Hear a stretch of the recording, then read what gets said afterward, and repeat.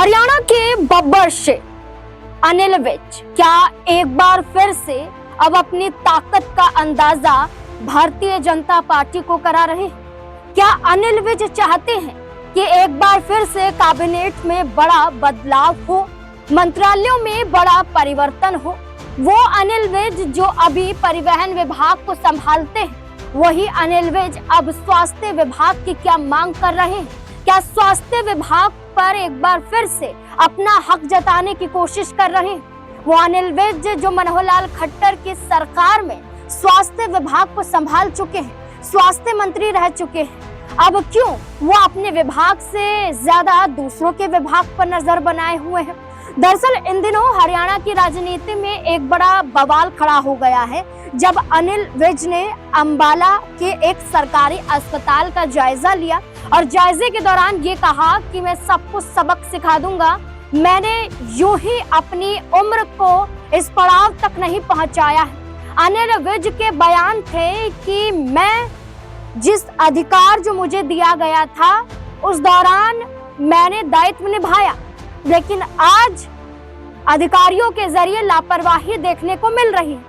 अनिल विज का साफ शब्दों में ये कहना कि सबको सबक सिखाया जाएगा, यानी कि उन्होंने कहा कि उनके कार्यकाल के दौरान जो मशीनें मुहैया करवाई गई थी अस्पताल को, वो मशीनों का इस्तेमाल नहीं हो रहा, बल्कि लापरवाही अस्पताल में देखी जा रही है और लापरवाही स्वास्थ्य विभाग की भी है और स्वास्थ्य मंत्री आरती राव सिंह की भी है। तो क्या आरती राव सिंह से मंत्रालय छीनना चाहते हैं अनिल विज?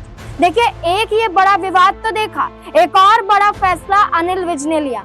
क्या फैसला लिया, इसके बारे में चलिए आपको बताते हैं। क्या अनिल विज ने फैसले लिया? यहाँ आरती राव सिंह के साथ तो दिखाई दिए, बड़ी खींचतान तो नजर आई, लेकिन एक फैसला यहाँ अनिल विज ने लिया कि इसमें कहा गया है कि एक्शन में आए हरियाणा के मंत्री अनिल विज अपने विभागों में तबादलों पर लगाई रोक, यानी कि एक पावर अनिल विज ने एक बार फिर से दिखा दी है। हरियाणा के बिजली, परिवहन और श्रम मंत्री अनिल विज ने अपने तीनों विभाग में सरकारी अधिकारियों और कर्मचारियों के तबादलों पर रोक लगा दी है। अनिल विज ने इसके पीछे ऑनलाइन तबादला नीति के अभी तक लागू नहीं होने का कारण बताया है। मंत्री ने कहा कि हरियाणा सरकार द्वारा तबादलों के लिए जो नई ऑनलाइन तबादला नीति बनाई गई है, मेरे सभी विभागों में जब तक पूरी तरह लागू नहीं हो जाती, तब तक इन तीनों विभागों में सरकारी सभी प्रकार के तबादलों पर रोक रहेगी।